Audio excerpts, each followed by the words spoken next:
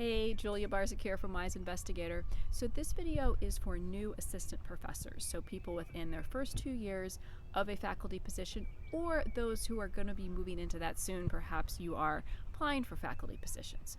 So I'm going to have a series of videos, 7 videos, this is the first one, on the 7 mindset shifts that you need to make to have success in your first years as an assistant professor, especially in terms of getting your research program going, becoming a research leader, and getting that research funded. So the first one here is that in your mind you need to make this shift, and then you make it in reality as well. What has to happen here first is that you need to shift from thinking of yourself as an individual contributor and going into the role of a research leader. So if you haven't heard that term before, individual contributor, generally in the corporate world it would mean someone who's not supervising others, and not going to go too far into that. But a leader, you know what that is, and you need to be seeing yourself first, so that then you will be seen as a leader within your research community. So there are a couple different ways that you can go about doing that.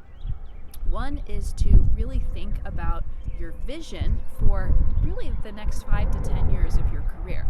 So not just thinking about what you need to do this semester or maybe even in this next coming year, but thinking about where you see yourself really 5 or even more years down the line.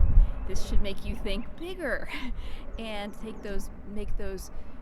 get motivated to make those bigger steps and to step into the new role with confidence. So one of the ways that I really like to have PIs think about doing this and actually start doing it is by working on their LinkedIn profile. Because in this way, you're not just doing an exercise on your own at your desk, which actually still has value. You can do that exercise just with pen and paper, just jotting some notes into a document. But then why don't you start to make that a reality by updating your LinkedIn page with not just a report on what you've done in the past, but setting yourself up for the vision of the future, to fulfill the vision of the future. So you really need to be having that longer term vision and thinking about it deliberately, not just taking a semester by semester, year by year approach and kind of seeing what happens. We want to be proactive with our vision. So the next strategy to use here is that of delegation. I'm sure none of us would say, myself included, that there will never be a part of us that has that instinct to just do the tasks ourselves, right? Something comes in and we just think it's just easier to just start doing that. And so I don't know if we'll ever fully break that habit, but we can definitely start thinking a lot more about delegation. And you do have people that you can delegate some things to. So go ahead and start doing that, like with your students and postdocs and anybody else who's willing to learn from you, and you can give them a chance to develop themselves instead of hoarding all that work for yourself. So you're going to have to be doing delegation. Okay, next one is getting mentorship. This is really important because you've certainly had some good mentors in the past, but now you want to be thinking about, yes, still benefiting from the mentoring relationships you have, if those are still benefiting you. And you want to think about, hey, I should probably be looking at getting some additional mentors, people who have had experience in the role that you're going to be moving into. Related to that is leadership training. You're going to be moving into being a research leader.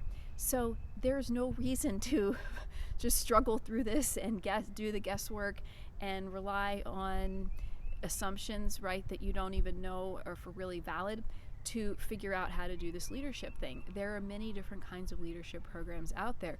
These are professional development. You could use your funds, startup funds, or other funds to engage in leadership training. You can find stuff that could be at your institution that's totally online. You can find things that are geared for faculty, or you could even take a more generic leadership type course, and you're going to be smart enough that you'll know how to apply those to your own situation. So think about investing in that in terms of what time or other resources you may want to invest to get the result that you want, because nobody expects that you're going to know how to do all of this stuff without having any instruction and guidance.